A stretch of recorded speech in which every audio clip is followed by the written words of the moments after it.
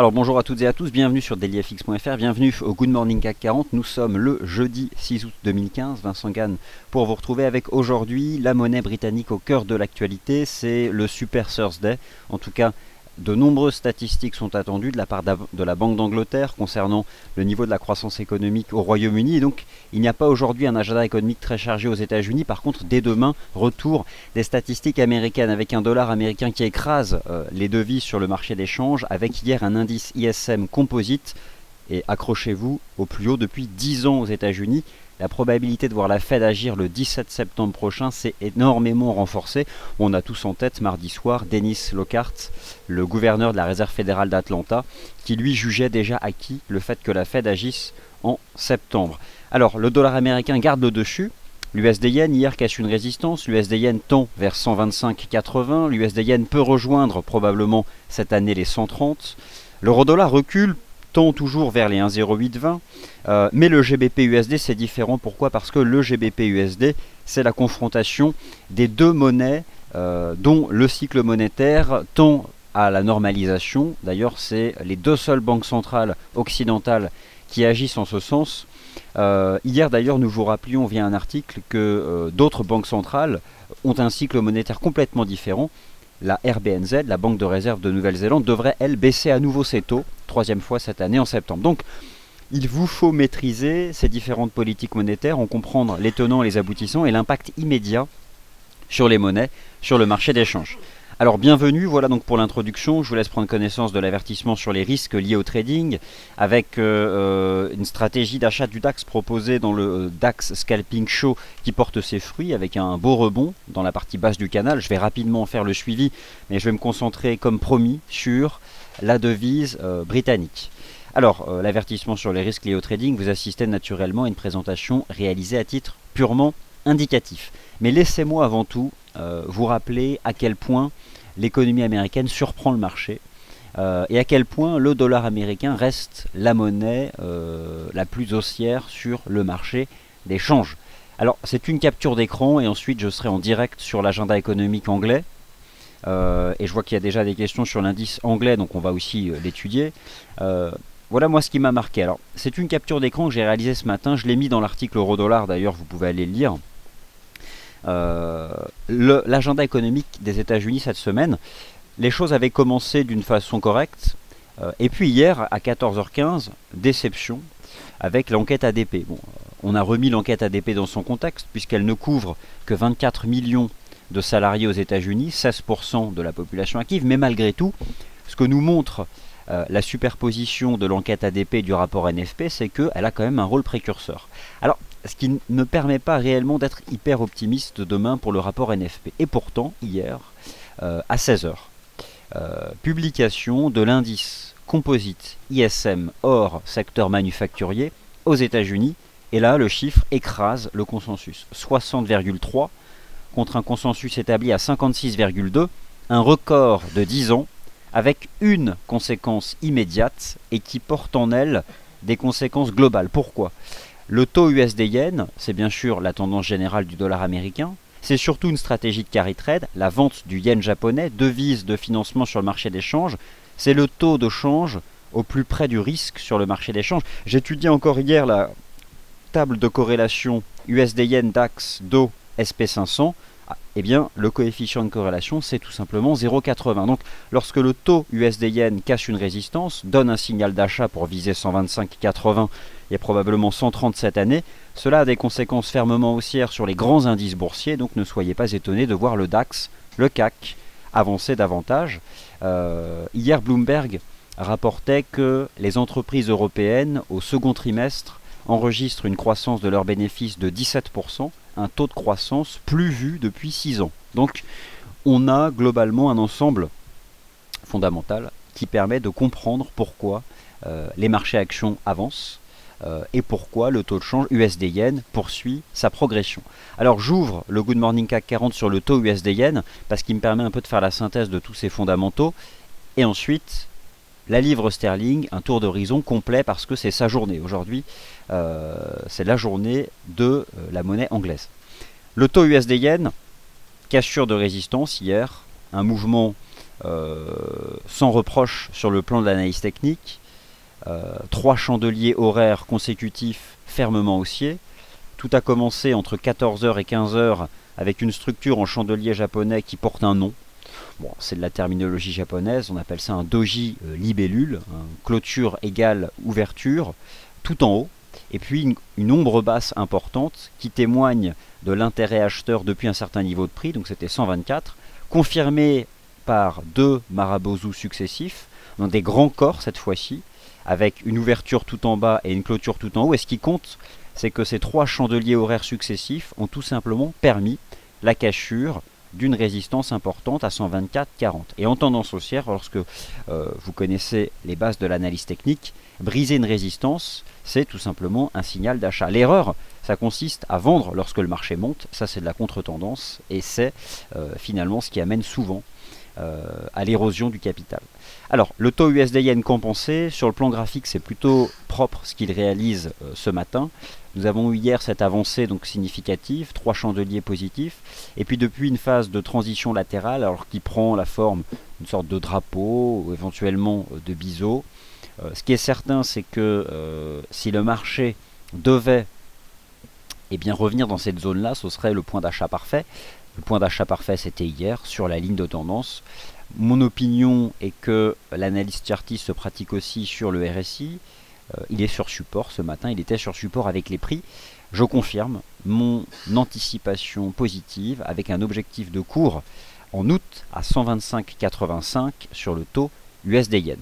Alors, c'est fini avec l'USD-Yen. Brièvement, le suivi de la stratégie étudiée dans le DAX Scalping Show à l'instant, avec un indice allemand DAX 30 qui a pris appui dans la partie basse d'un canal haussier, c'est très propre. Après la jambe de hausse significative d'hier, le DAX construisait une phase de transition latérale légèrement descendante. Divergence haussière cachée sur le RSI, alors j'espère que vous savez identifier. Si ce n'est pas le cas, vous avez sur notre chaîne YouTube, section pédagogique, un webinaire réalisé sur l'indicateur technique RSI. Divergence haussière cachée sur le RSI en 15 minutes, rebond dans la partie basse du canal, c'est tout simplement haussier sur le DAX avec des perspectives qui sont de rejoindre les sommets annuels. Venons-en à la monnaie anglaise, la livre sterling. Alors, tout d'abord, le réflexe, le calendrier économique du jour britannique. Et vous allez voir, il est particulièrement chargé sur les marchés britanniques. Aujourd'hui à Londres, on parle d'un Super Thursday. Alors un Super Thursday, pourquoi? Parce que c'est une journée statistique qui rassemble plus ou moins tout ce qui se fait de statistiques économiques respectées par le marché au Royaume-Uni. Des statistiques immobilières qui ont déjà été publiées ce matin. La Banque d'Angleterre qui est attendue à 13 h et à 16 h l'estimation NIESR du produit intérieur brut au Royaume-Uni. Lorsque l'on revient sur, et puis bien sûr les chiffres de la production industrielle à 10 h 30. Donc l'immobilier, l'industrie, la Banque d'Angleterre, le PIB, il y a tout aujourd'hui pour créer de la volatilité sur la monnaie britannique. Alors je vous rappelle que chaque jour au quotidien, nous couvrons de manière récurrente le GBP USD et l'euro GBP. Tous les jours sur notre site, et je dis bien tous les jours sauf le samedi et sauf le dimanche, un article euro GBP et un article GBP USD. Alors vous avez les tout derniers sur notre site, et puis nous vous proposerons cet après-midi, après avoir pris connaissance de tous ces chiffres, une actualisation donc de l'euro GBP et du GBP USD. Alors voici donc tous les chiffres anglais attendus, nous sommes le jeudi 6 août. Le secteur automobile à 10 h, la production industrielle à 10 h 30, la Banque d'Angleterre à 13 h et le PIB à 16 h. Bon, autant vous dire que on ne va pas s'ennuyer. Alors maintenant, que nous dit l'analyse technique de la livre sterling? Moi je vais commencer par la plus importante d'entre elles, anciennement d'ailleurs le taux de change le plus important, le câble, le GBP USD. La livre sterling c'était l'ancienne monnaie la plus importante du monde, maintenant c'est le dollar américain. Le GBP USD, la situation technique est globalement limpide. Ne vous étonnez pas que le GBP USD ne soit pas en baisse, alors que la force du dollar américain aurait pu laisser envisager ce mouvement-là. Non, parce que ces deux monnaies sont très proches d'un point de vue du cycle monétaire. Le marché se bat pour savoir laquelle agira en premier, ce qui signifie que lorsque vous confrontez la livre sterling avec le dollar américain, cela se traduit par un range sur le marché des changes. dont les bornes sont bien établies et identifiées ici par l'analyse graphique. Vous pouvez donc ici établir un rectangle qui me paraît globalement intéressant. Aujourd'hui, on ne va pas s'intéresser, façon de parler. On va mettre un peu de côté le dollar américain pour se concentrer à nouveau dessus demain. Aujourd'hui, ce qui compte, c'est la partie GBP. Avec la possibilité de voir d'une part le GBP USD rejoindre la partie haute du range. Va-t-il en sortir? C'est une autre affaire. Tentative le 15 juillet avorté, tentative le 17 juillet avorté, avorté le 23 juillet, idem le 29 juillet, rebelote le 31. On peut observer d'ailleurs que des chandeliers H4 d'échecs sous résistance avaient systématiquement renvoyé le taux GBP-USD dans la partie basse de son range. Alors moi je vais continuer de pratiquer cette approche-là, c'est-à-dire qu'on va attendre les chiffres. La Banque d'Angleterre, qui en plus édite un rapport sur l'inflation à 13h. Alors il y a vraiment tout aujourd'hui, quoi. Il va falloir vraiment décrypter tout ça, c'est ce qu'on fera en début d'après-midi. Mais disons que si le GBP USD doit quitter le range, eh bien c'est aujourd'hui ou jamais. Ça se passera aujourd'hui ou jamais. Puisqu'avec toutes ces informations fondamentales sur le Royaume-Uni, on va avoir derrière la tendance de la monnaie anglaise pour tout le mois d'août. Donc le GBP USD, c'est pas compliqué, ce sont ces deux bornes-là que vous devez surveiller. Alors maintenant, l'euro GBP, c'est la perfection technique, mais à l'envers, c'est-à-dire dans le sens de la tendance baissière. L'euro GBP, nous vous avons invité à utiliser tout d'abord, la semaine dernière, cette oblique de résistance pour adopter une stratégie de vente. L'euro GBP, c'est pas l'euro dollar, mais ça le devient de plus en plus. Essentiellement parce que l'euro est en train d'acquérir le statut de devise de financement. Rappelez-vous encore lundi dernier, la Banque Centrale Européenne qui a rappelé le montant des achats d'actifs qu'elle pratiquait en rythme hebdomadaire, c'est significatif, c'est énorme. L'euro GBP est sous résistance. 0,70. La perspective technique reste de revenir sur l'euro GBP, baisser en direction des 0,6925. Et cette baisse de l'euro GBP en direction des 0,6925, eh bien, c'est un scénario pour aujourd'hui. Première résistance, 0,70. Le GBP AUD a donné durant la session asiatique, alors comme à chaque fois entre 3h et 4h du matin, un signal d'achat qui est parfait. Le GBP AUD, je vous en ai parlé hier. Le marché est revenu tester la partie basse du canal haussier de long terme. En tout cas, moyen terme, on va dire en place depuis le mois de mai dernier. Enfin, regardez, c'est juste top. Enfin, bon, je m'emballe un peu, mais 1 point, 2 points. Troisième test, c'était dans la nuit de mardi à mercredi. Rebond sur le bas de canal. Et durant la session asiatique, alors essentiellement parce que aussi les chiffres australiens ont été publiés, mais cassure de la résistance à 2,1235 qui était ce pivot. Objectif sur le GBP AUD, c'est de revenir à 2,1460. Maintenant, bah forcément le timing, on est suracheté en H1. Le bas de canal, c'était 2 jours avant et 350 pips plus bas. En toute honnêteté, la seule chose à faire sur le GBP AUD maintenant, c'est du suivi de stratégie déjà ouverte. Il faut être honnête, c'est déjà ouvert. Donc, ce que moi je peux ce matin vous confirmer sur le taux GBP AUD, c'est que la tendance haussière reste parfaitement intacte et que la perspective reste de revenir chercher la partie haute du canal. Il en va de même pour la dynamique haussière du GBP NZD, avec la semaine dernière une belle reprise dans la partie basse de ce canal ascendant, une jambe de hausse, une phase de transition latérale dont le marché est sorti par le haut, avec désormais un premier support qui s'établit ici. Le marché sort par le haut de cette phase de transition latérale. Moi je peux utiliser ici les expansions de Fibonacci pour en déterminer un objectif de cours théorique. Je les positionne. La cible première à 2,40 a déjà été atteinte, c'est ce niveau-là. C'est 0,618 d'extension de la jambe au point bas de la conso.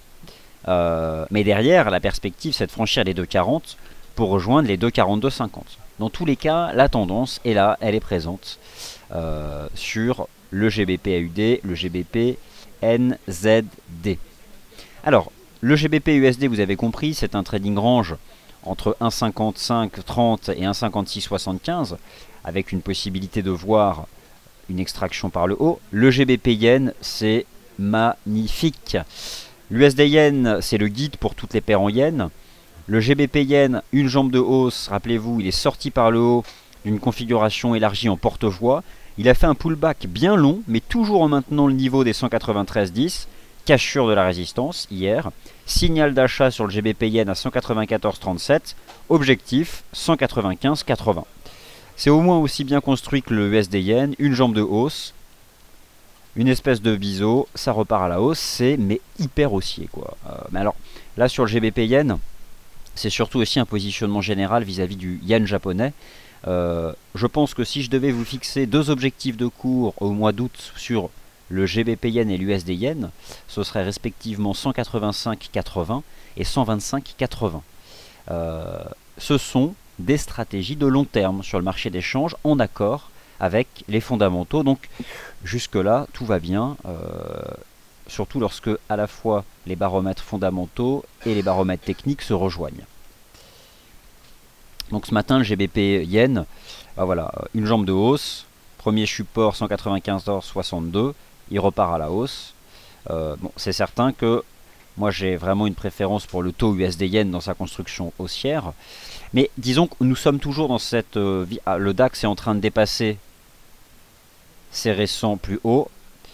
Donc voilà, bon, c'est hyper haussier. La perspective sur le DAX maintenant, de toute façon, c'est de venir chercher les 11 800 points lors des prochaines séances.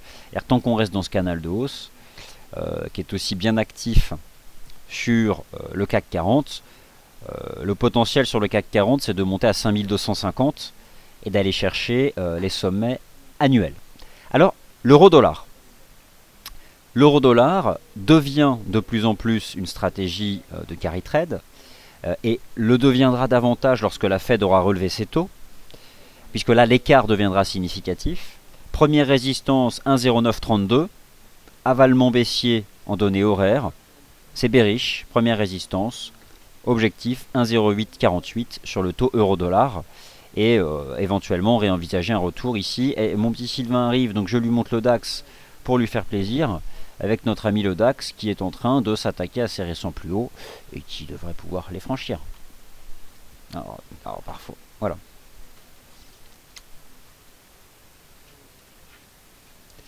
Donc, voilà moi ce que je pouvais vous proposer sur ces marchés-là. L'once d'or, alors plus que jamais la phase de transition latérale en triangle, qui techniquement parlant expose le métal jaune à une baisse en direction des 1150. L'once d'or, il ne se passe rien, malgré hier les très bons chiffres de l'économie américaine, parce que le métal jaune attend tout simplement la publication du rapport NFP aux États-Unis. Mais l'idée, c'est que s'il est très solide, l'once d'or chutera en direction des 1050 $.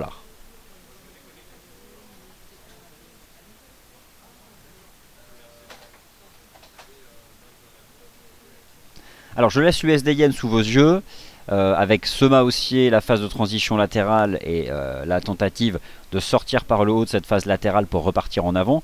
Moi ce que j'apprécie aussi lorsque vous regardez le RSI H1 du taux USD Yen, moi je vous invite à tracer cette oblique de soutien qui est assez propre.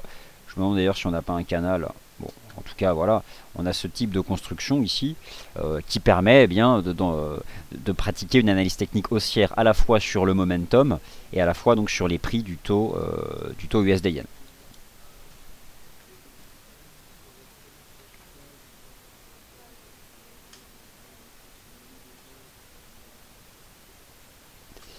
Alors Renaud, vous nous parlez du GBP NZD avec selon vous en août 99% de sens de corriger de 500 pips.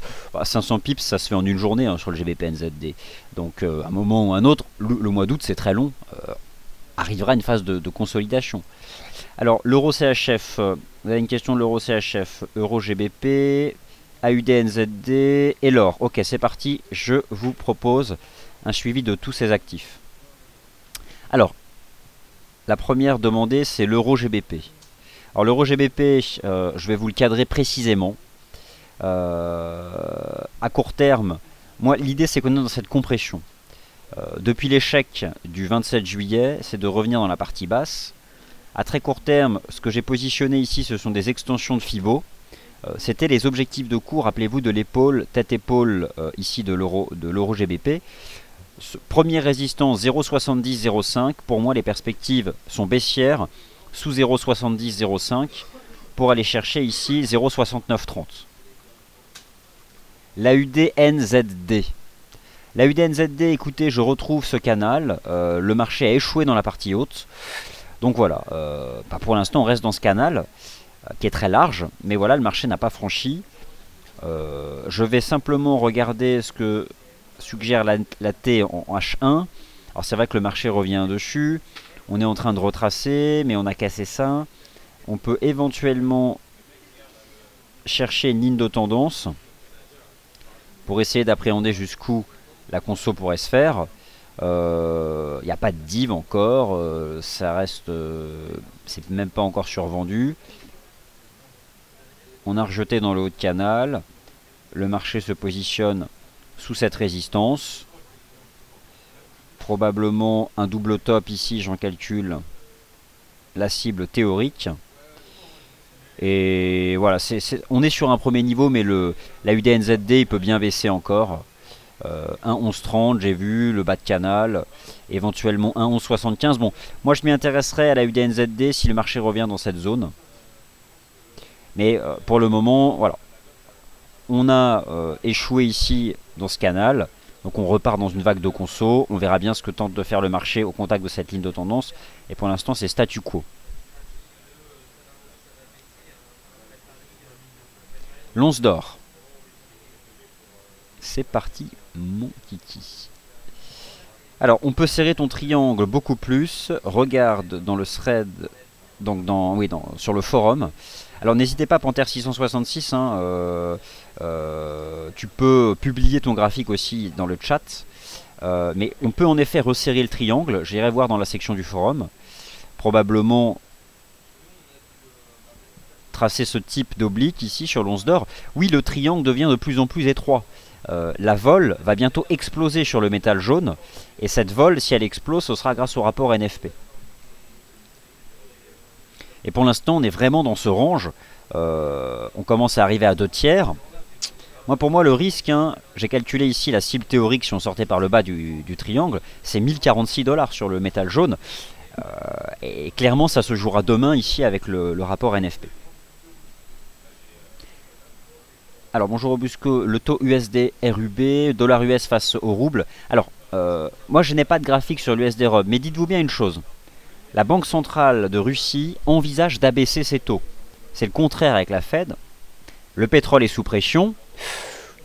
Je pense que l'USD RUB peut probablement continuer de monter. Alors, j'ai pas de graphique, peut-être qu'en intraday ça peut consolider, mais du point de vue des fondamentaux, ça me paraît un peu risqué. Merci Panther 666 donc pour votre graphique sur l'or. Alors voici donc ce que le participant Panther 666 propose comme triangle ici sur l'once d'or.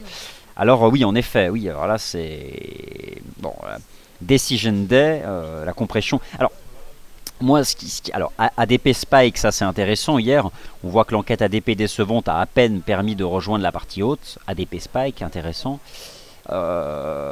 Decision Day, oui, c'est entre aujourd'hui et demain, ça c'est un fait. Bon, en tout cas, la vol sur l'or va bientôt exploser.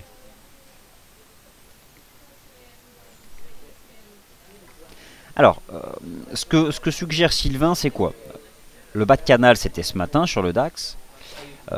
Ce que suggère Sylvain, c'est que le DAX teste à nouveau les sommets du 5 août. Le timing, c'est sous résistance. Là, nous sommes sous résistance, donc bien sûr qu'on n'achète pas sous résistance. C'est probablement ça qu'il vous indique.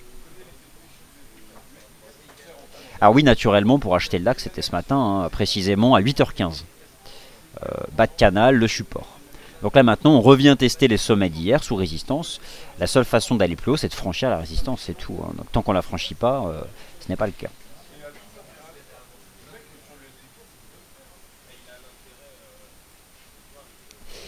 Écoutez, voilà, je pense avoir fait le tour de vos questions. Vous avez été attentifs. Ce matin, la monnaie britannique. Je vous retrouve à 11h pour un premier bilan des chiffres de la production industrielle. Et puis j'étudierai, alors à 13h vous serez avec Sylvain pour la décision sur les taux de la Banque d'Angleterre. Le 13h des Day Traders sera exceptionnellement avec un gros focus sur la livre sterling, puisque c'est pile poil la décision de la Banque d'Angleterre. Quant à moi, je vous retrouve ensuite à 15h15, après le morning meeting de 11h bien sûr, pour un bilan complet des chiffres anglais. Merci de votre participation et à tout à l'heure pour le morning meeting.